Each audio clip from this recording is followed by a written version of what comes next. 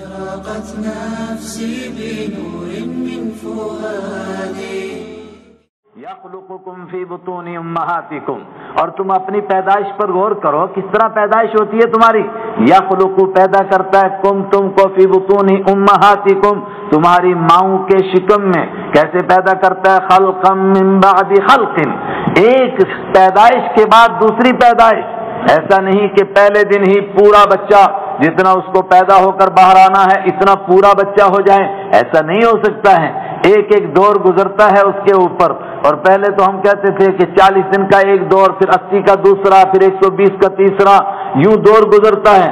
اب تو تحقیق کرنے والے کہتے ہیں نہیں، ایک ایک دن میں تبدیلیاں آتی ہیں، نہیں ایک ایک گھنٹے میں آتی ہیں، کہتے جی ایک ایک لمحے میں آتی ہیں، سب کے اوپر فٹ ہوگا۔ خلقا من بعد خلق، ایک پیدائش کے بعد دوسری پیدائش، اور ایک پیدائش کے بعد دوسری پیدائش، بار بار یہ دور چل رہا ہے۔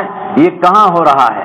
جب بھی کوئی اہم مشین بنانی ہو جس کے چھوٹے چھوٹے پرزے ہوتے ہیں تو اس کے لیے بہت زیادہ لائٹ کی ضرورت ہے، اور بہت گہری نگاہ، ایسے دیکھ کر کے آدمی بنائے کہیں ذرا سی غلطی نہ ہو جائے۔ یہ انسان کیسی مشین ہے، بال سے باریک اس کی رگیں ہیں، آنکھ میں کیسے خون پہنچایا جا رہا ہے، اور تمام اعضاء کو کس طرح برابر بنایا جا رہا ہے، مگر کہاں بنایا جا رہا ہے؟ فی ظلمات ثلاث، 3 اندھیریوں کے اندر بنایا جا رہا ہے۔ پرانے زمانے میں 3 اندھیریاں اسی کو کہتے تھے کہ ایک پیٹ کی اندھیری، اور ایک رحم مادر کی اندھیری، اور ایک آخری جھلی کی اندھیری۔ پھر بعد میں مزید انسان ترقی کرنے لگا تو آپ کہتا ہے کہ نہیں وہ 3 دور ہیں اس کے، ممکن ہے وہ بھی ہو جائے۔ 3 دور کیا ہیں کہ پہلے اس کا دور بنتا ہے ایک جس میں چمڑی کا دور، اور اس کے بعد اس کے لیے ہڈیوں کا دور، اور اس کے بعد اس کے لیے گوشت کا دور، اور پھر ایک باقاعدہ شکل بن کر کے وجود میں آ جاتی ہے۔ ممکن ہے یہ معنی بھی ہو سکے۔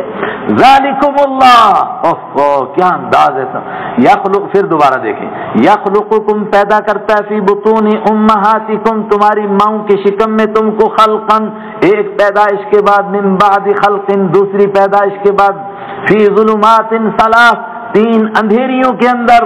او انسانوں کہاں بھٹک رہے ہو، کہاں کہاں اپنا ماتھا رگڑ رہے ہو، بھئی بندگی نہیں قبول میری، سجدہ کر دیا متھڑا کس گیا، وہ کہاں خدا کو چھوڑے بیٹھے ہو؟ ذالکم اللہ، وہ اللہ۔